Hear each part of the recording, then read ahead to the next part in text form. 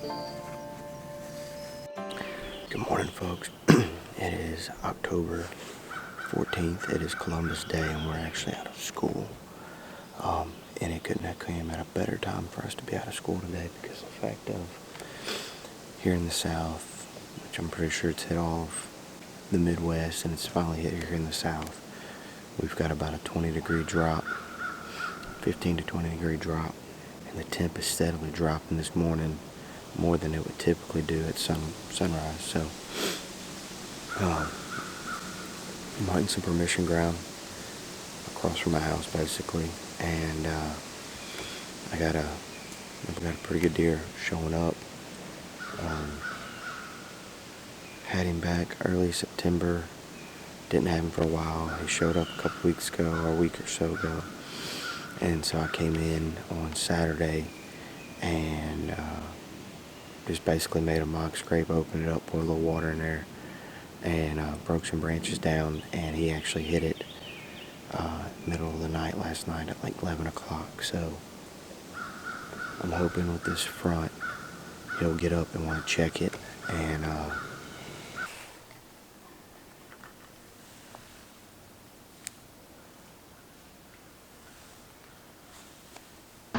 Alright, what's up guys? So here's the deal. It is October 17th and I just got home from work, and we've got a red moon in 2 days here in South Arkansas. And so what I'm doing is I'm actually going to go in and I'm putting out some more feed, and I'm going to move a camera over and see if I can figure out which direction these deer are actually coming. And I'm going to go ahead and pick out a tree and get my sticks and platform set up. That way Saturday morning I can just slip right up in the tree and be ready to go. Got a ball game tomorrow night, so can't hunt tomorrow. And it's still early enough right now. I want to go ahead and get some feed out. Like I said, go ahead and get my sticks and platform set up. That way Saturday morning all I gotta do is climb up in the tree and we're ready to rock and roll. And hopefully that big deer will show back up. I went back and did my research and my due diligence, and every time we've had a red moon he has showed up at some point during that few days of the red moon. So I'm hoping that holds true this weekend.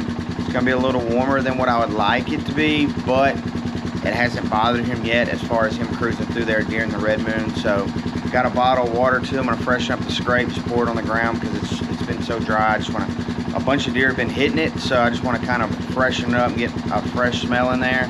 And we'll let the Moultrie, you know, keep sending us pictures of deer hitting that scrape. But we're gonna go over here, get feed out, get the Hyperlights sticks put up, the platform, and be ready to rock and roll for Saturday. All right, folks. It is October 19th. The reason I'm in orange is here in Arkansas, basically muzzleloader season open, but they changed it to something you can shoot a different caliber or a different type of muzzleloader basically.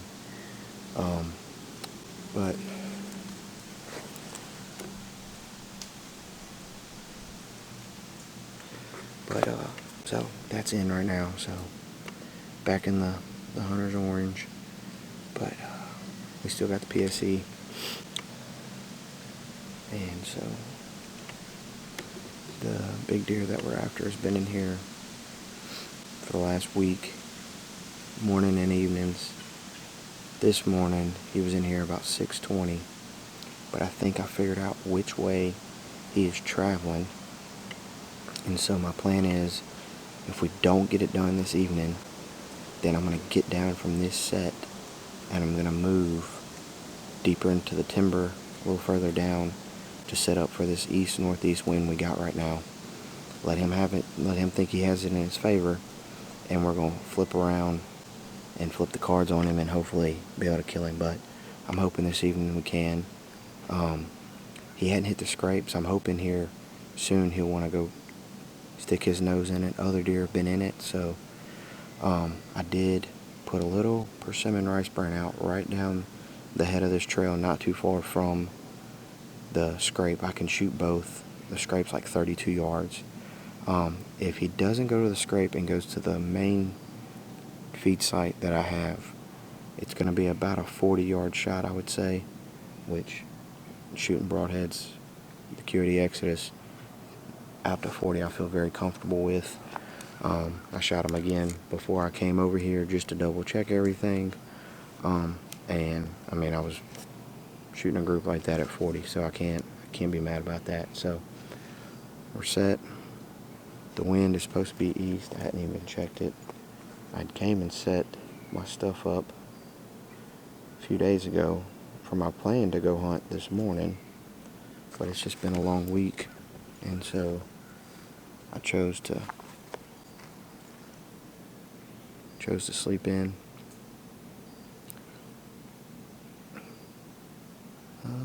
Milkweed's pulling east, got a slight north wind in it.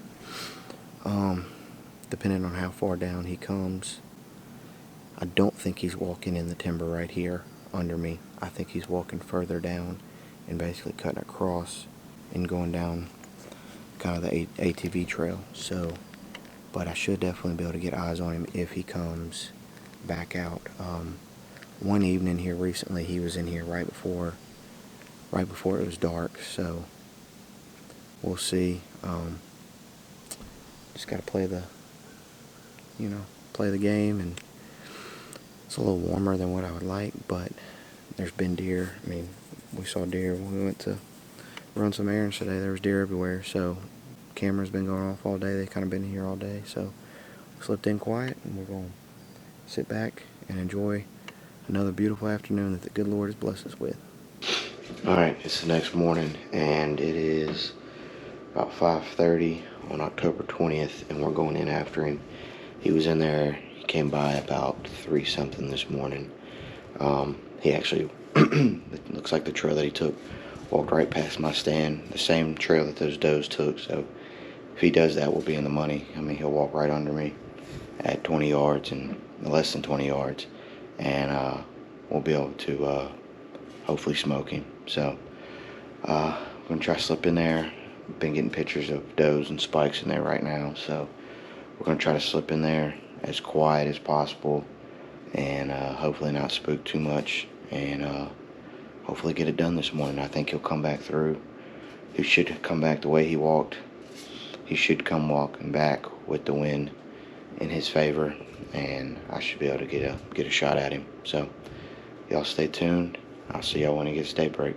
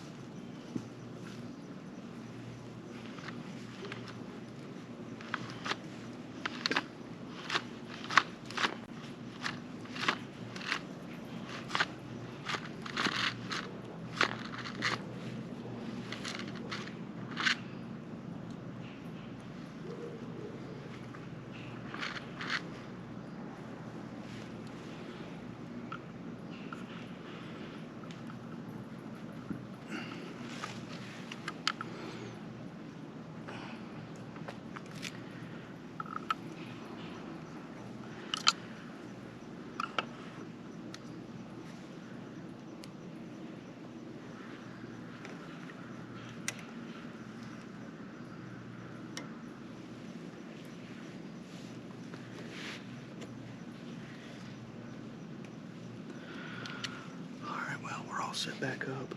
I had a spike that's got a bad limp to it. He basically stayed in here and fed the whole time I was in here. I brought the long limb saw because I moved sets after my morning hunt this morning. And while I was setting up, I had a group of does come in. But anyways, I'm gonna if I'm gonna shoot to that pile, I'm gonna have to sit, which is fine. Probably be a little better, a little more stable that way anyways.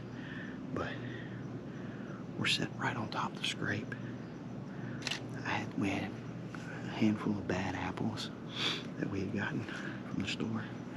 And so while I was down on the ground, I cut those in half and kind of just threw them out in front of me.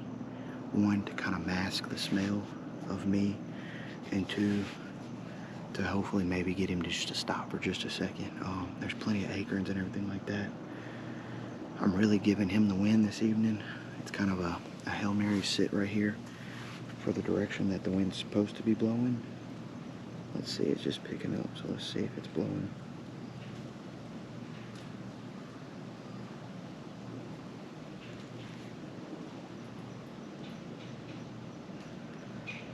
It's even better than I thought, so we're gonna be good.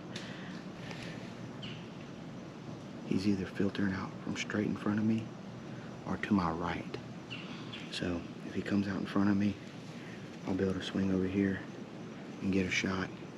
And if he walks right down this trail, anywhere out in front, he'll be right there. So I'm really happy with this spot, kind of in between two oaks. Got good cover. If he was to come down this logging road behind me, he wouldn't be able to see me there. Got this other white oak tree behind me, so I'm just wedged in the split of it, the fork. So we're gonna sit back, relax, and enjoy a beautiful evening, and see what happens. Got a buck coming in, got a buck coming in.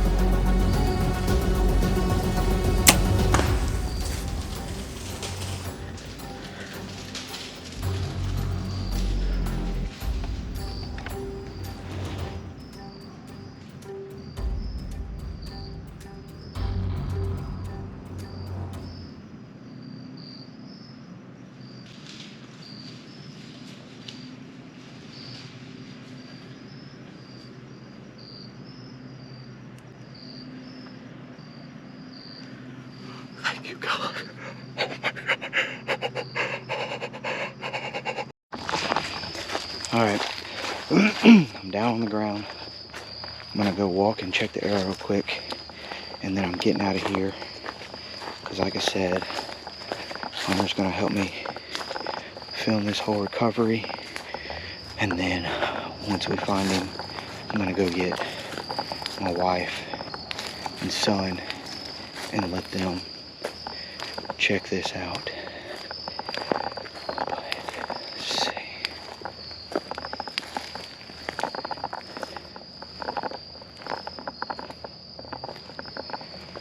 Oh, baby.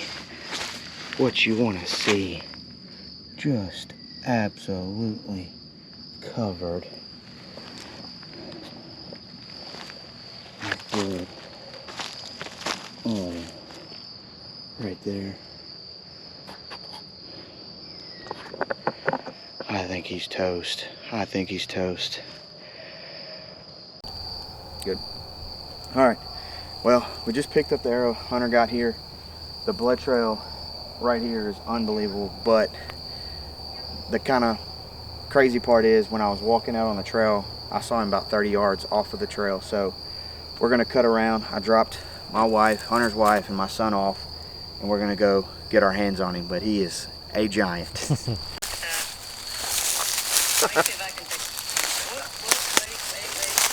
I'll take pictures. Okay. All right, love y'all. I did that. Bye. Yeah. All right, folks, well here he is. He is a lot bigger than I thought. I thought he was a good deer, but just putting my hands on him, he's real heavy. He's got a kicker and a drop tine on one side. Big body deer, definitely gonna fill the freezer. Can't believe it happened, but it was a red moon weekend, and he came out at 5:30, and the QAD Exodus was able to put a good shot on him. I thought he was gonna be gone. Had those two spikes fighting, and he ended up quartering to me, and I just put that fixed blade broadhead to the front shoulder, and he didn't go very far. Like I said, I was walking out and happened to see him from the trail. So we're gonna take some pictures, thank the good Lord, and we're gonna get him dropped off to the processor. So I appreciate y'all watching. Remember, nothing's impossible.